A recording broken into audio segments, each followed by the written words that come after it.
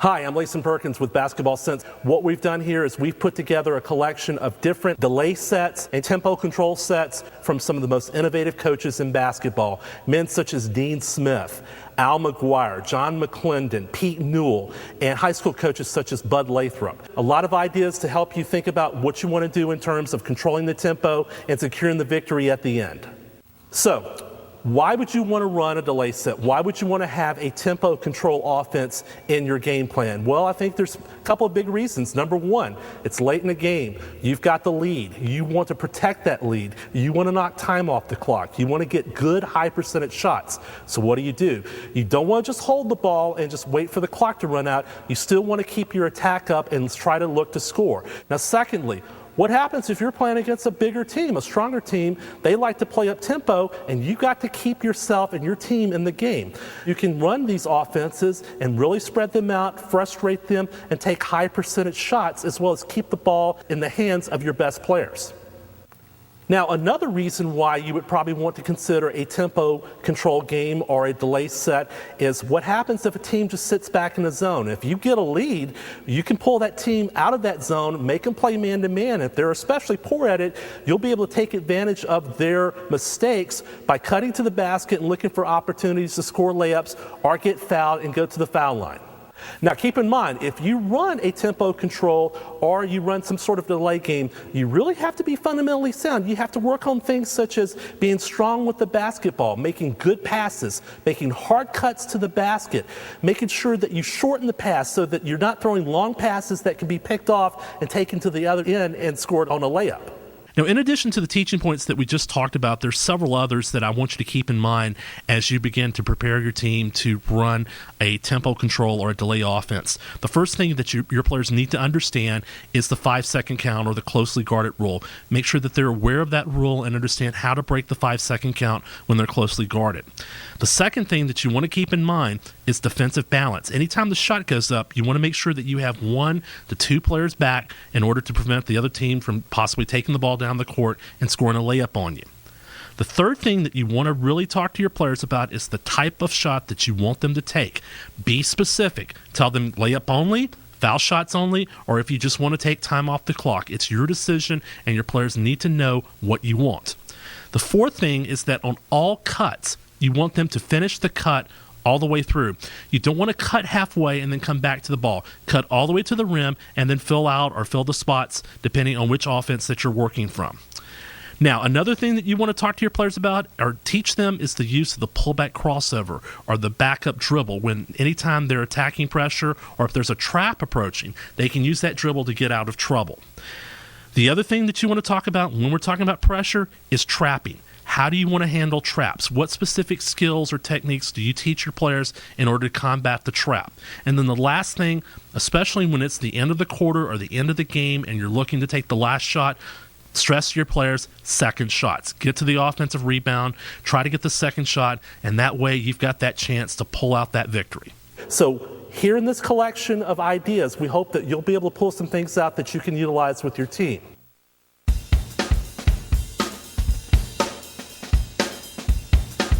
This offense is called the triangle delay, and it's designed to basically utilize 3 players, 1, 2, and 3, basically kind of working a triangle here in the middle of the floor. Now, 4 and 5 will kind of serve as outlets for these players in case they get in trouble, but they can also still be used to attack the basket. The action is going to start with basically 1 passing to 2, and on this pass, 1's going to come down and screen for 3. 3 is going to pop out and fill the position where 1 was at, and 2 would basically pass here to 1, and then 2 would screen for 1. And this action just repeats itself until either the defense fouls or you have an opportunity to maybe get a slip cut here or get some action going to the basket.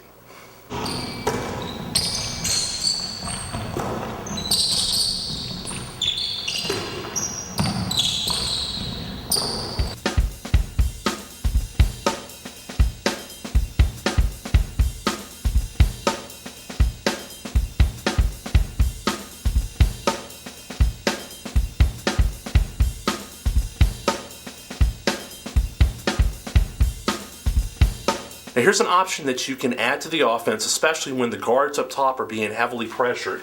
In this situation, let's say that one has a defender that's really on top of them hard, one makes the pass to two. Instead of down screening, three can come up and back screen from one. One will cut to the basket, two can look for one if they're open. Three immediately steps out and fills the position where one was at, and then one would come right back to the middle, and we could continue the triangle action.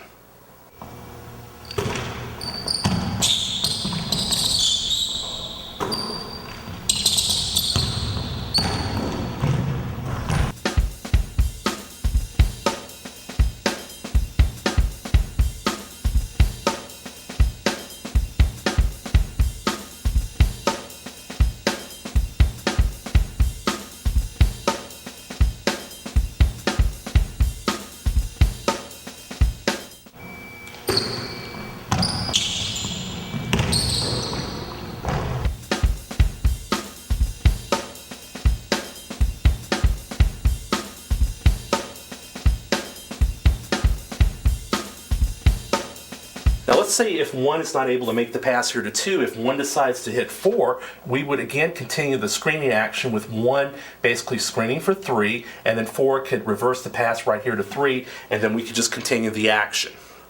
Now here's a great example of the screener slipping to the basket after setting the screen, and the passer hits him for the layup.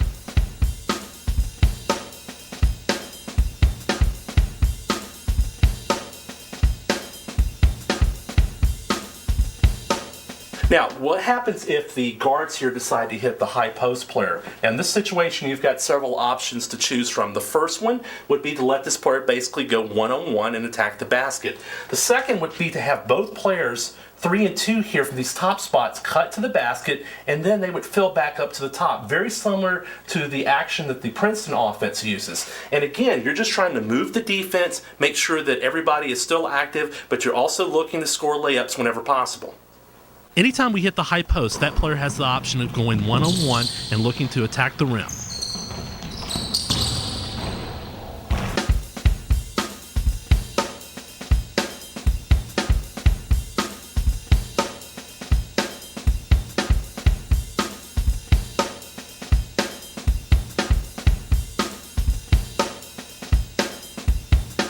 Another scoring option that you have within this offense is that anytime 4 and 5 who are standing here on the wings, if their defender really tries to overplay or get up high to maybe help pressure or double team the ball, they should look to cut backdoor immediately, and we can make that pass for the layup.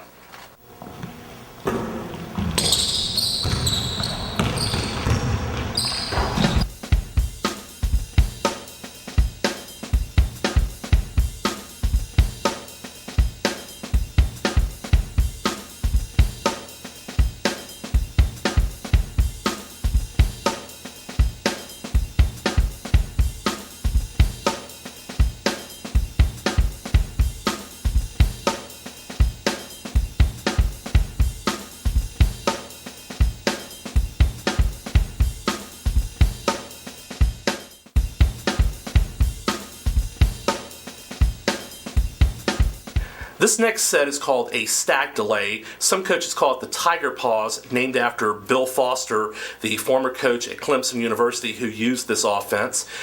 And believe it or not, Mike Krzyzewski actually used this when he first got to Duke University. Notice the alignment with this particular offensive set. We have 2 stacks on each side of the floor. We've got 4 and 5, 2 and 3. We want to get above the 3-point line, and we want to be above the 3-throw line extended. And the idea is to open up this area for cutting action. And here's how the offense starts. One's going to dribble towards either stack. In this situation, we'll have one dribble towards 2 stack. 2's going to come off of the stack, receive the pass from 1, and then 1 cuts to the basket and then fills the open area, or the open stack here. So now 2 has the ball. 2's going to look to maybe drive and go one-on-one, or 2 can now dribble towards the stack here. 3 pops out of the stack and receives the pass, and the action continues.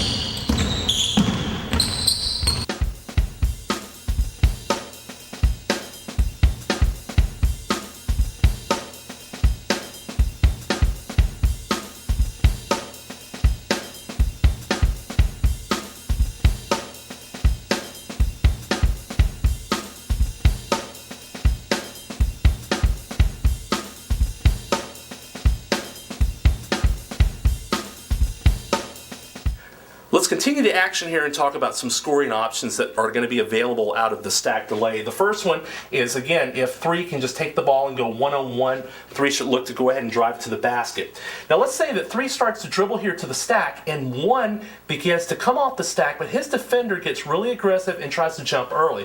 1 can go backdoor and 3 can make the backdoor pass here to 1 for the layup. Now 4 and 5 are not going to be just stationary and standing still. They can look to backdoor as well. So if 4's defender tries to help or tries to come over and stop the ball, 4 can cut as well to the basket and receive the pass for the layup.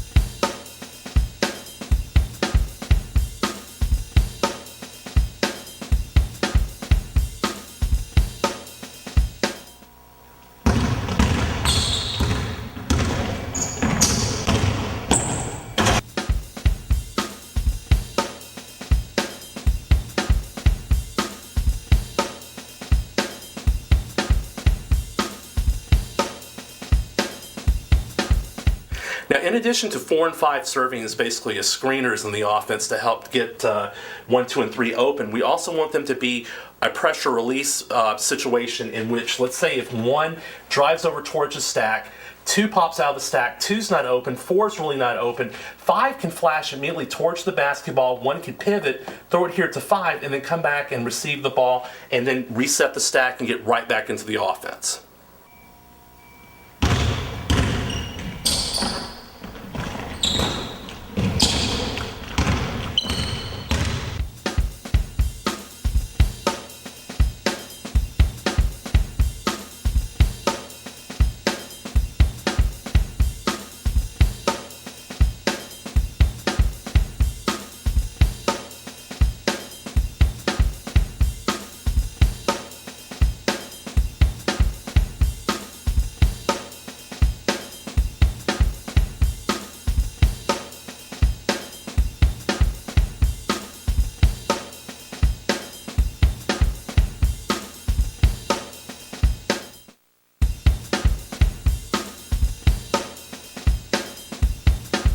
This next delay offense is very unique, and I got this from a coach in Nebraska by the name of Herb Welling. He's a very successful coach with an AAU program as well as with Central High School, which has won 2 state championships.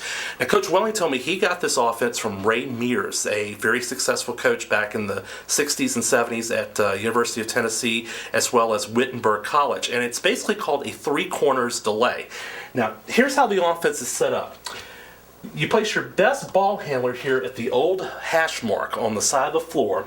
You put 3, 4, and 1, your best offensive players basically in a stack here, and 1 starts with the ball at the top of the key. 5 here basically is going to serve as a pressure release or as an outlet in case there's trouble. Now here's how the action starts. 1 is basically going to pass to 2. 2 immediately can look to drive the ball on this open side of the floor if they're open.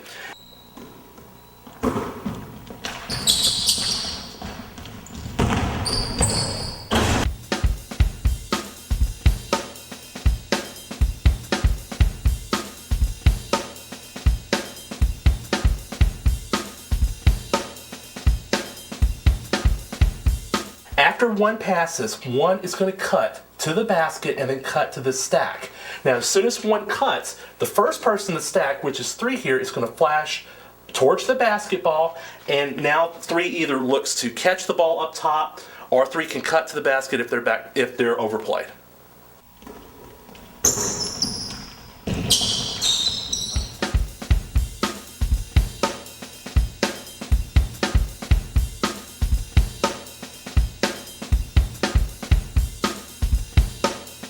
So let's continue the action here. 3 starts to cut and 3's overplayed. So 3 immediately cuts to the basket. 4 is going to go ahead and flash high here. And let's say that 2 passes to 4 in this situation.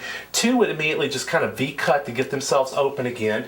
And you just continue the offense, again, looking to attack, looking to score, or if the defense fouls you. 2 can also cut to the basket after making the pass, and if they're not open, pop right back out and look to receive the ball and start the action again.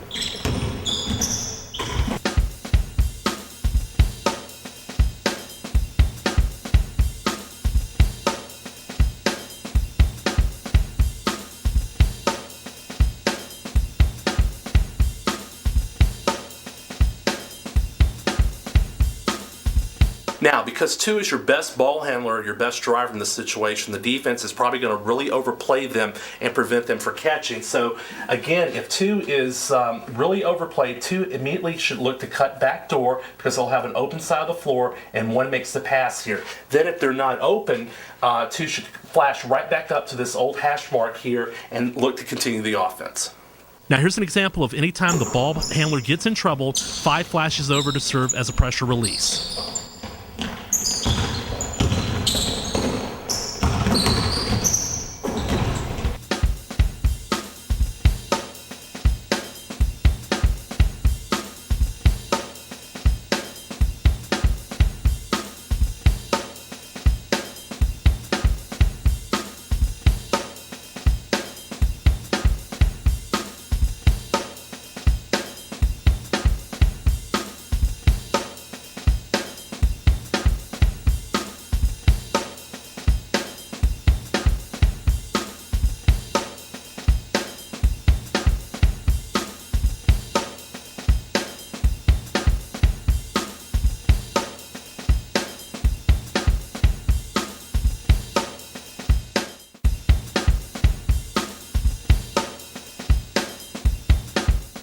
This next delay game comes from Al McGuire, the legendary basketball coach at Marquette University. It's based out of a 2-3 set, and it's a very simple action. We're going to start with the ball here in 1's hands. 1's going to make a pass to 3, and on the pass, 1 cuts to the basket. Obviously, 3's going to look for 1 if 1's open. Now, 5's going to step out from the high post and fill the position that 1 vacated, and 4 is going to slide over and now fill the position that 5 vacated.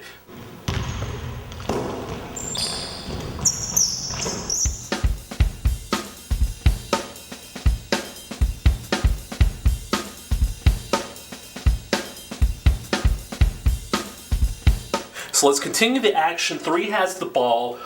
1 was not open off of that initial cut here, so 3 is going to go ahead and reverse the ball to 5. Now, as that reversal occurs, 1's going to go ahead and pop out and come out towards the wing area. 2 is going to come down here and basically screen down for 1, and 1's going to come off the screen, and 5 is going to reverse the ball here to 1.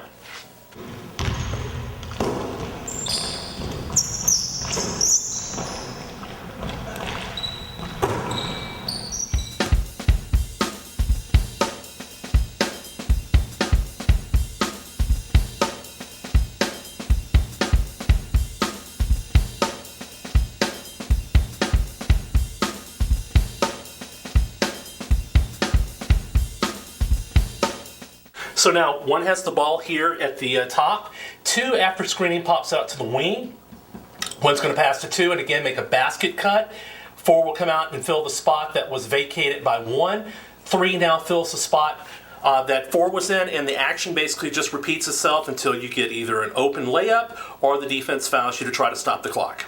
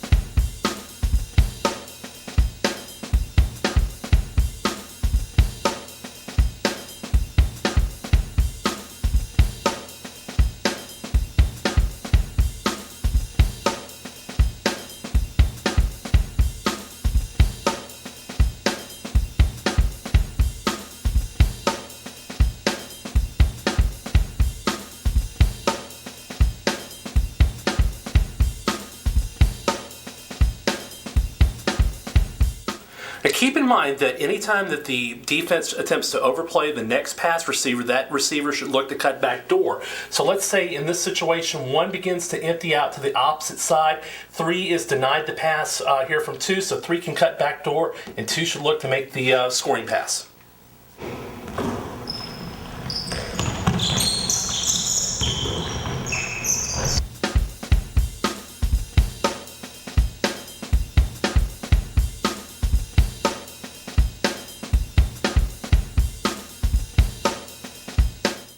Now here's a great example of flashing to the high post.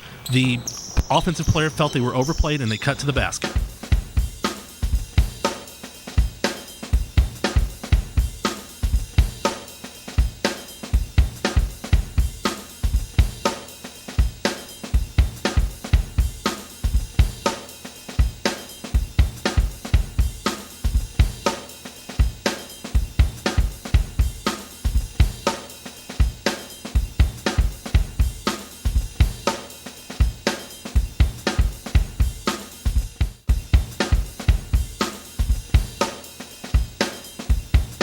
This next offense is called false motion, and it was originally developed by Pete Newell, the legendary coach at the University of California, and was passed down to several coaches. The coach that I basically learned this offense from is Lou Campanelli, the former head coach at University of California as well as James Madison University. It's very similar to open post in that all 5 players are going to be passing and cutting. This is an offense where there's no posting up. You're going to be basically looking for layups only as you run this set.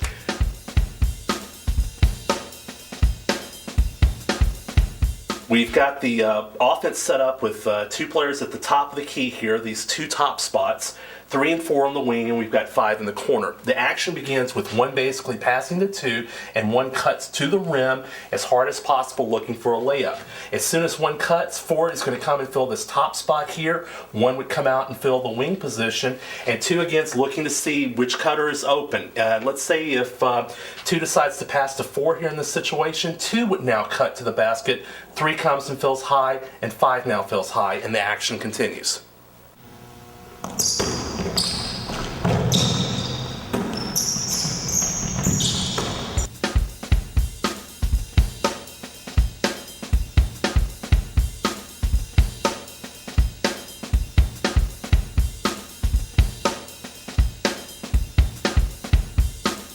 Now let's continue the action here when basically 2 pass to 4, 2 cuts to the basket, 2's going to go ahead and fill out to this corner here, 3 has cut, and now 4 makes the pass here to 3, so we're going to have 4 now cutting to the basket and now fills the corner. Let's say that 1 begins to come high to fill the spot and 1's overplayed. 1 can cut back door immediately in that situation. 2 would go ahead and come up and fill the wing position here, and the action would continue at this point.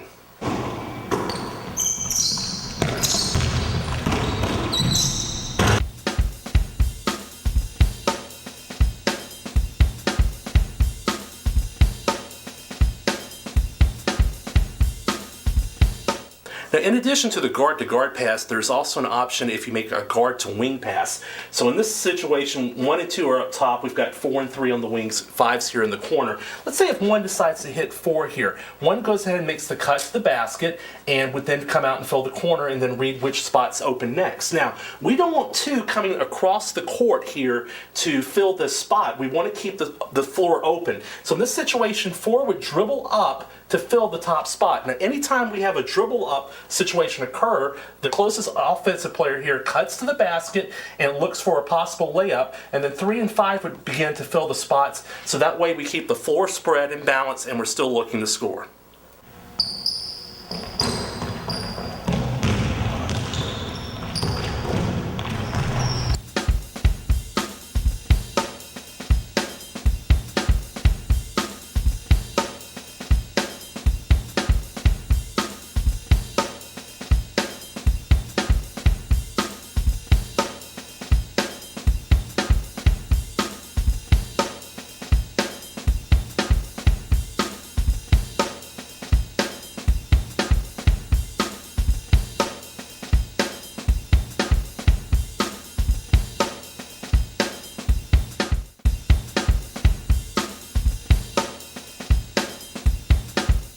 This next delay offense is called the Alley Cat delay, and it comes from a coach by the name of Bud Lathrop, who coached at Raytown South High School in the Kansas City, Missouri area. And the reason it was called Alley Cat was basically you have 4 players working alleys on the floor. 1 here would have basically the alley from side to side. 3 works an alley from this side of the court. 2 would work basically up and down on this alley. And 5 would work basically baseline to baseline in order to get open. 4 basically serves as a pressure release person and to set screens. So the basic action of the offense is one's going to basically dribble over, make the pass here to two, and then on that pass, four's going to basically set a little UCLA shuffle cut screen here, and one basically cuts off that screen. Now, if one's done open, two would just go ahead and look to maybe dribble back to the top, and one cuts back to this position and fills that spot. 5 tries to stay basically on the side opposite of the ball as much as possible.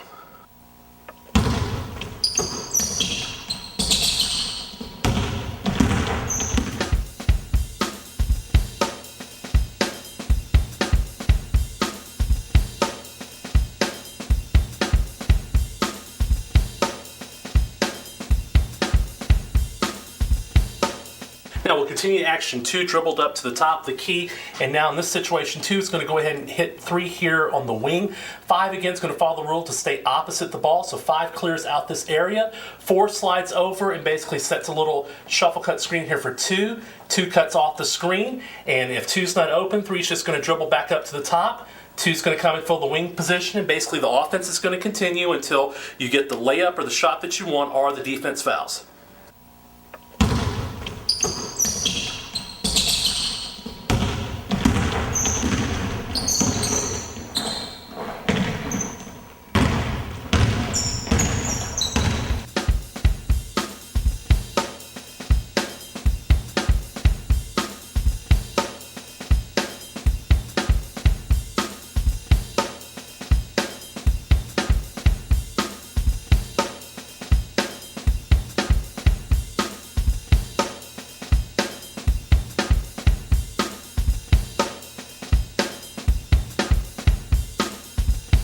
Anytime we hit the wing and we cut to the basket, we're always looking to score.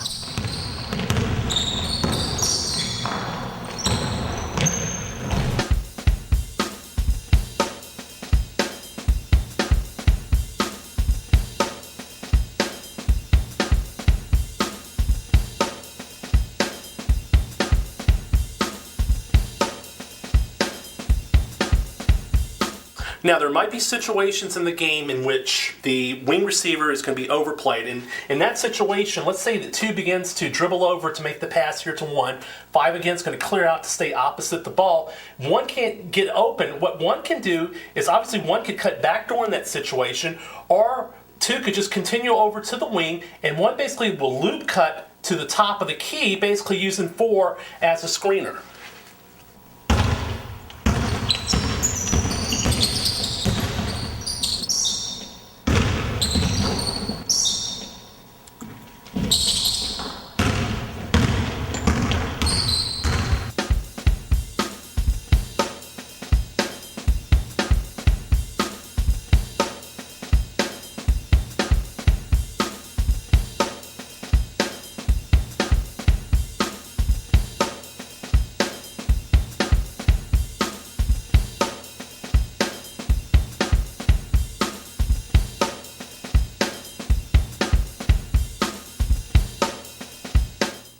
Now, here's a great example of 5 cutting to the basket when his defender helps on the baseline drive.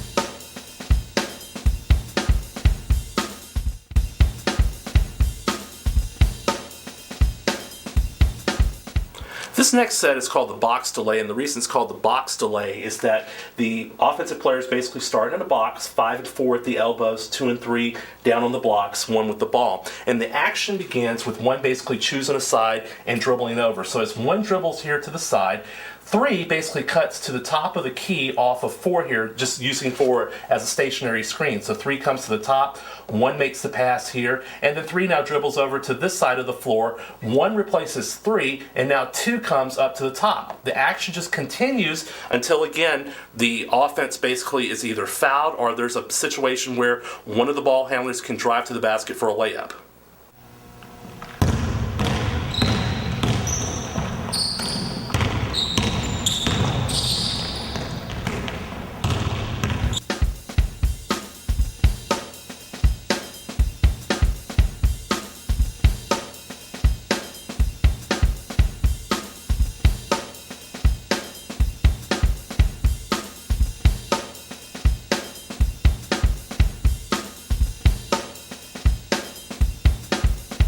Now here's one of the scoring options to look for in this particular offense. As one starts to dribble over, and this could be after a couple of reversals, and 3 begins to cut to the top, sometimes the defender on 4 would kind of step out and maybe kind of help on this, or maybe even try to come double the basketball. So in that situation, 4 should look to slip cut right here to the basket. 1 can make the pass for the layup.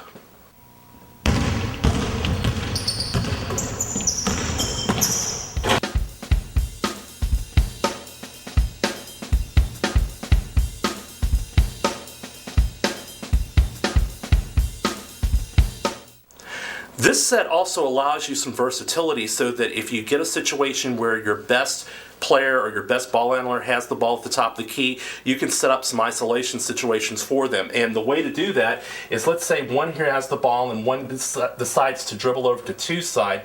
2 comes to the top, receives the pass. Now, what you can do in this situation is, if you want to go to a 1-4 flat, you can have 3 pop to the corner, 4 and 5 are going to slide low, and now 2 can just go 1-on-1. The other thing that you can do in that situation is have 1 and 3 go to the corners and have 4 and 5 come up, and then you can get into the horn set or the A set and allow 2 to use 4 or 5 as a ball screen.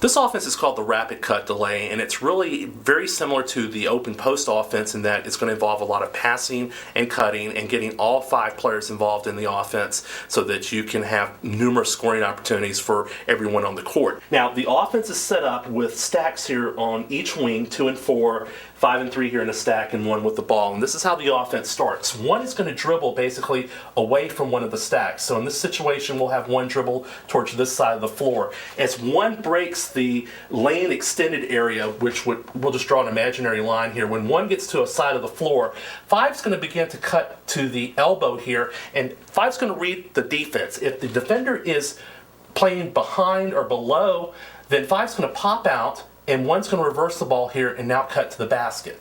And as soon as 1 makes the cut, 3's going to step up, and if 1's not open, 1 fills the stack. Now when 5 receives the ball, the next cutter will be 4. So in this situation, 4 will begin to make the cut and will start to read the defense.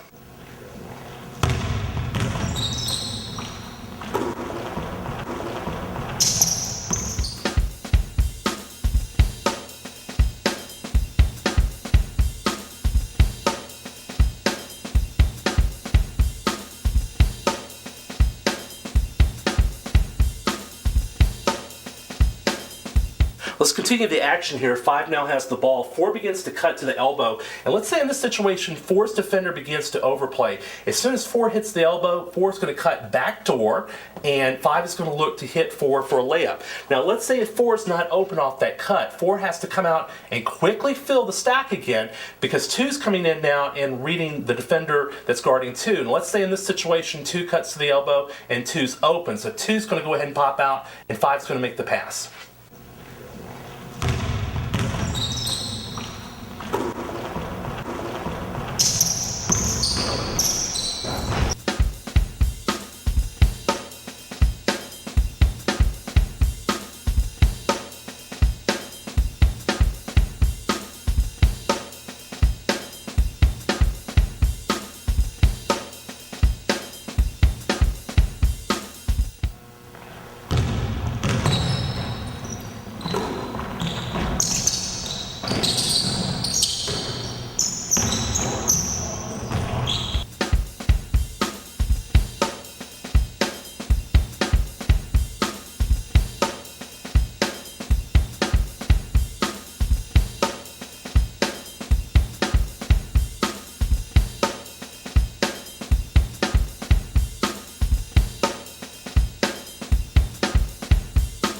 So now 2 has the ball. After 5 passes to 2, 5's going to cut to the basket. Again, looking to score, and then 5 fills the open stack here. 3 immediately reads 5's cut, begins to cut to the elbow, and the action continues. And again, we're just reading the defense. If the defense overplays, you cut back door. If the defense sags, you pop out, and you just continue to run the clock down until you win.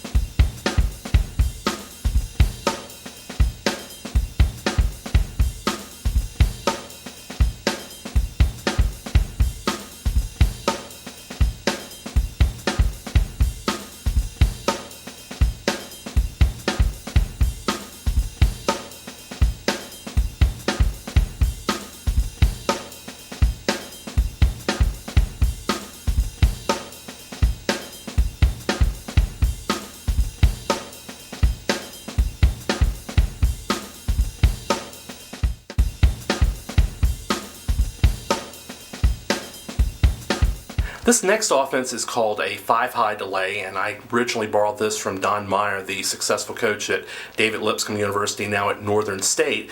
And I also took some ideas from Bill Self when he was an assistant coach at Oklahoma State University, and they used a very similar attack. The idea is to have all 5 players basically above the free throw line extended. We're going to open up this back area for some cutting action. And it's just a very simple delay set. Basically, the rules are is anytime a guard-to-guard pass is made, 1 and 5 here are going to exchange. In this position here, in the middle position, is where you want to place your best player because they're basically going to serve as an emergency outlet.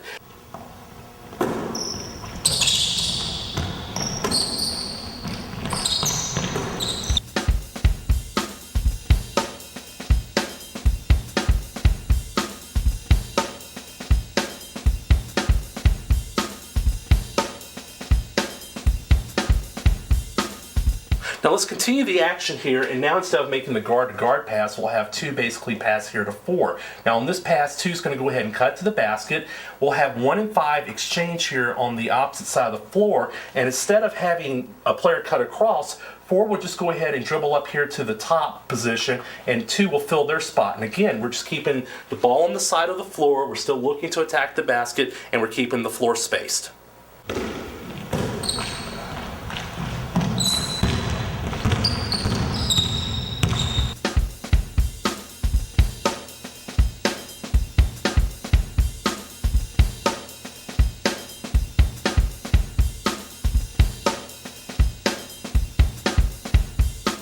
Now here's some options that you can add to the offense to give you some additional flexibility with the personnel that you have.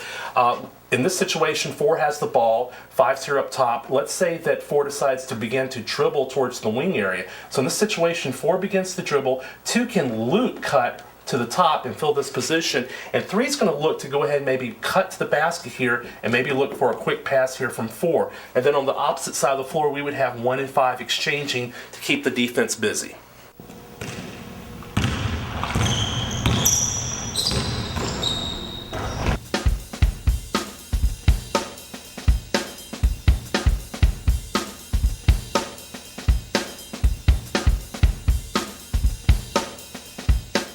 Now keep in mind that anytime the defense overplays any receiver on the court, they should look to go back door. So in this situation, we've got the floor set up. Let's say that 5 is really overplayed by their defender. 5 should look to immediately backdoor cut. 1 could take the dribble to get the good passing angle and make the pass inside the 5 for the layup.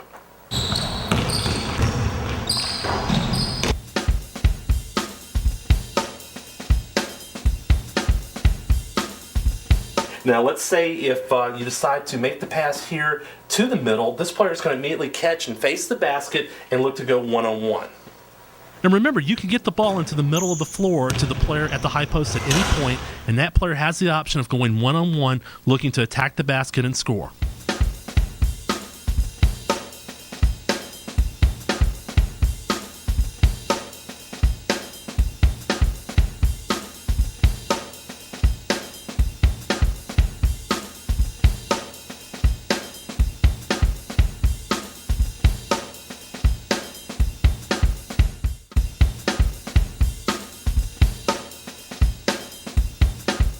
Now, there are some situations where you may have personnel that are pretty limited in their skills, and you might have maybe one or two players that you want to have the ball in their hands during a situation late in the game.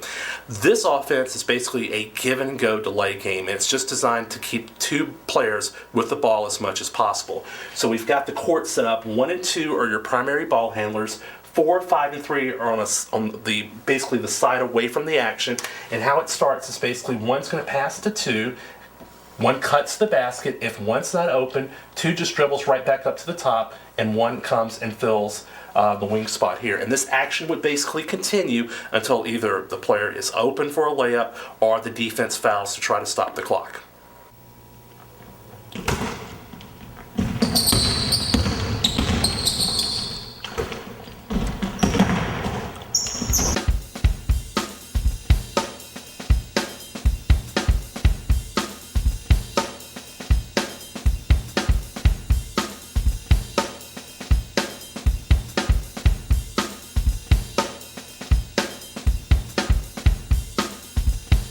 Now, there might be a situation where 1 and 2 are not able to really catch the ball or be able to put it on the floor, and you need a pressure release. That pressure release is 5, and 5's job is basically to flash as high as possible to come in and receive the ball so that 2 can cut and 1 can come back to the spot, and then you just get it right back into their hands and the action would continue.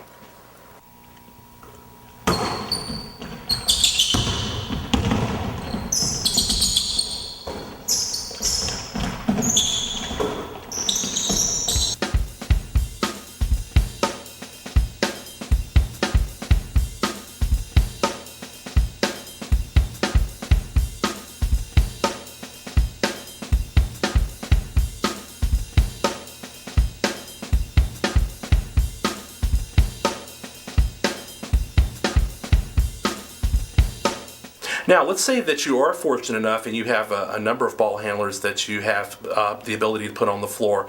You can actually switch the offense to the other side of the floor by basically making the guard-to-guard pass here. So 1 dribbles over and gets a good passing angle and passes to 3. And now what happens is 5's just going to step away from the floor and go to the other side, and now 3 and 4 are going to run the give and go. So 4 would flash up, 3 would pass to 4, 3 would cut to the basket, and then 4 would dribble up, and now we're just going to switch sides and run the 2-man game on the opposite side of the floor.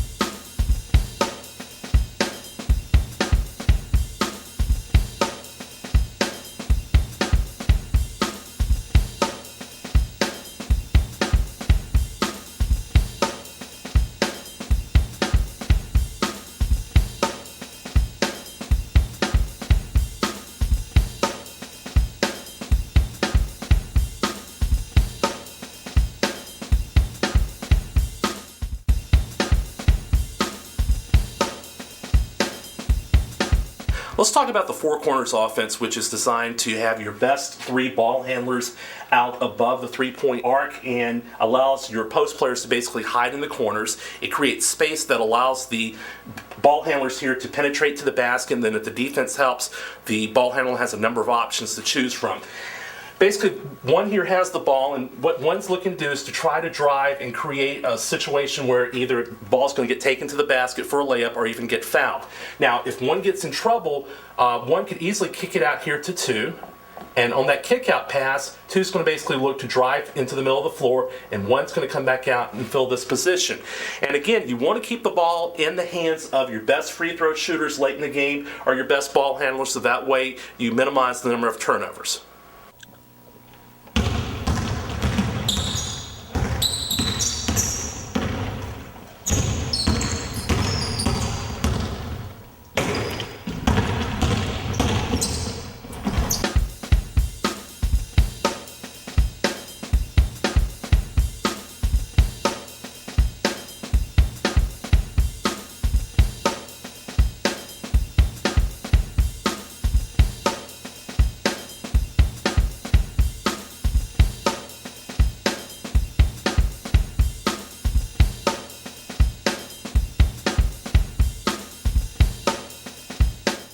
Now let's continue this action on the board. We've got two now with the ball. One's going to come over and fill the corner here up top. Two's going to look to go ahead and maybe drive here, and maybe two breaks off the dribble, decides to pass it to three, and now three's going to look to drive into the middle of the floor. Now let's say that three has an opportunity to really take it hard to the basket, and let's say the defender on four decides to help. Well, four can cut to the basket, and three has an opportunity to make a little backdoor pass here to four for a layup. So again, keeping in mind, you want layups only, or you want to get fouled when you're running this offense. You don't want to take jump shots. You don't want to take threes. You want to keep the ball in the hands of your best shooters, your best ball handlers, in order to knock time off the clock and secure the victory.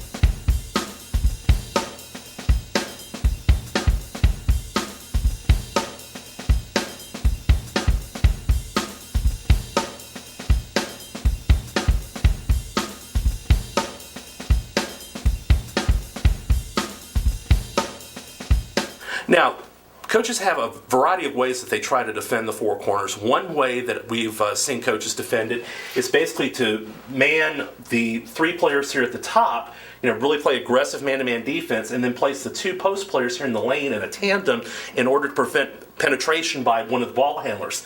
Now in this situation, as let's say one is just kind of working the dribble here, and let's say if one gets in trouble and three or two cannot get open, 4 and 5 need to be prepared to flash as high as possible to serve as an outlet for one so that the ball can be passed out and then reset the offense. Now, when the post players flash to the middle looking to help the ball handler, not only do they have the opportunity to pass the ball back and reset the offense, but they can also look to attack the basket.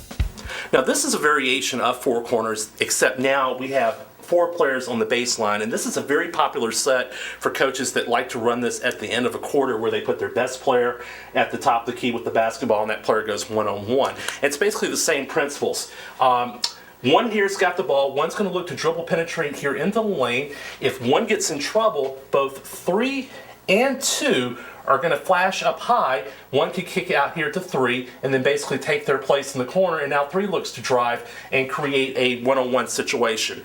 Again, 4 and 5 are just going to hold on the blocks, and if 3 can make the open pass to 4 or 5, if their defender helps, 3 just drops it off for the layup.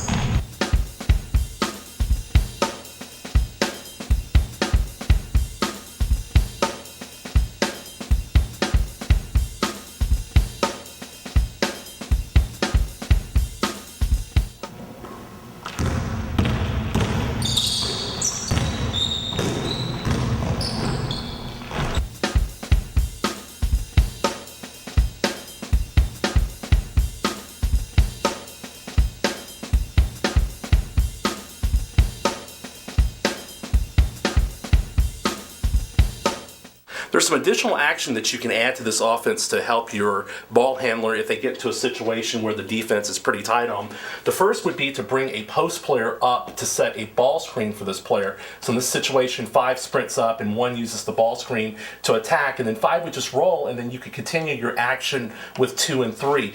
The second action would be to flash either player up as high as possible to serve as an outlet. Again, if one gets in trouble with the dribble or the defender gets really tight and you're concerned about a turnover, then you should have an automatic call where all 4 players have basically flashed up to serve as an extra outlet for 1.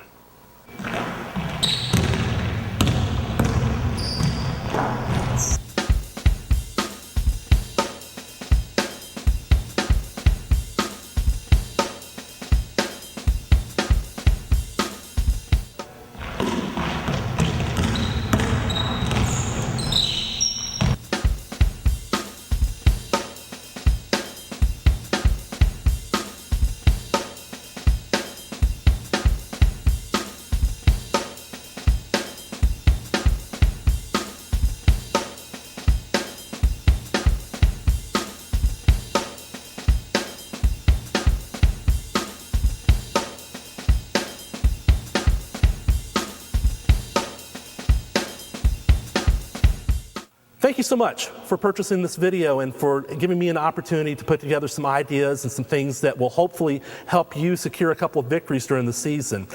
Please feel free to contact me if you have any questions or if there's any comments that you have about this video, and I wish you the best of luck with your team.